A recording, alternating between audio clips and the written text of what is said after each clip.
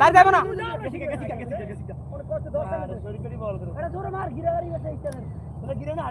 আমি একটা এটা বুম মার তোরা হ্যাঁ কিল্লিগা বলে না বসল তাইছে বুম মার মা তুই যা এই না সমস্যা একটা তো আরে দেখে আর বুম এ করে যে তুই যা আউ ছাড়া দিস কত